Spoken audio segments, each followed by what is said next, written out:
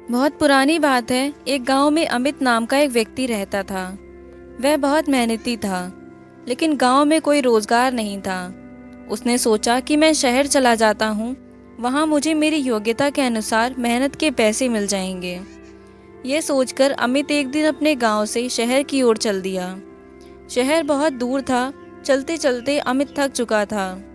अमित इतना थक गया था कि अब उससे बिल्कुल भी चला नहीं जा रहा था और वह थककर वहीं बैठ गया। तभी अमित ने देखा वहां से कुछ दूरी पर एक झोपड़ी है और झोपड़ी में एक घोड़ा बंधा हुआ है। अमित ने सोचा, क्यों ना इस घोड़े को किराए पर ले लूं और इसी से शहर चला जाता हूं। अमित जैसे तैसे झोपड़ी तक पहुंच गया। अमित ने देखा वहां एक व्यक्ति खड़ा हुआ है। अमित समझ गया यह जरूर घोड़े का मालिक है। अमित उस व्यक्ति से बोला, मुझे आगे शहर में जाना है और शहर यहाँ से कई किलोमीटर दूर है।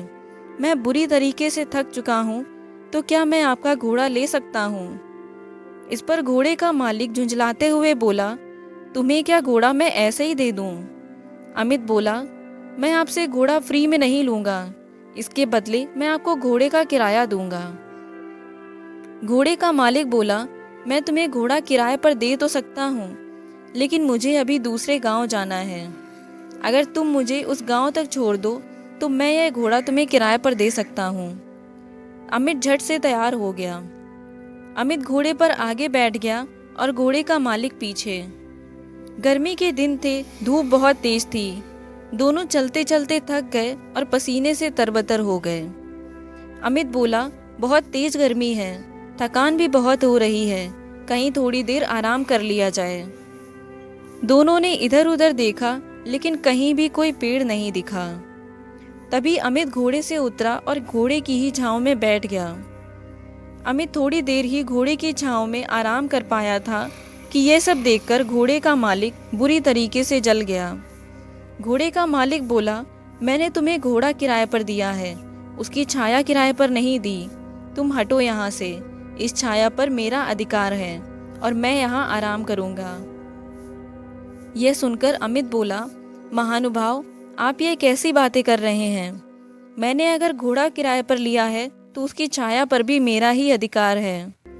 अगर आप चाहें तो आप भी इस छाया में मेरे साथ बैठकर आराम कर सकते हैं। लेकिन घोड़े का मालिक बहुत जिद्दी था।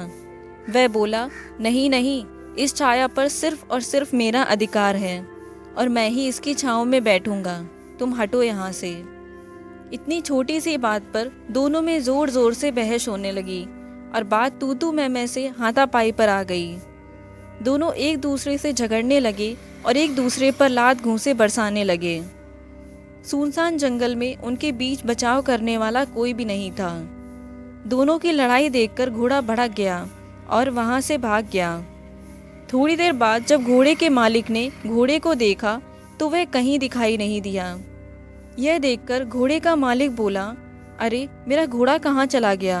अभी तो वह नया है, उसने ठीक से घर भी नहीं देखा, पता नहीं वह कहाँ गया, अब मैं उसे कैसे ढूंढूं?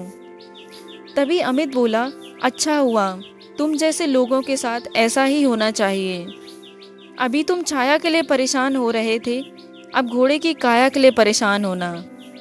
घोड़े के मालिक को अपनी गलती का एहसास हुआ और अपना माथा पीटकर हाय तौबा करते हुए बैठ गया और बोला, मेरे थोड़े से लालच से मेरा कितना बड़ा नुकसान हो गया। मुझे अपनी करनी का फल मिला है।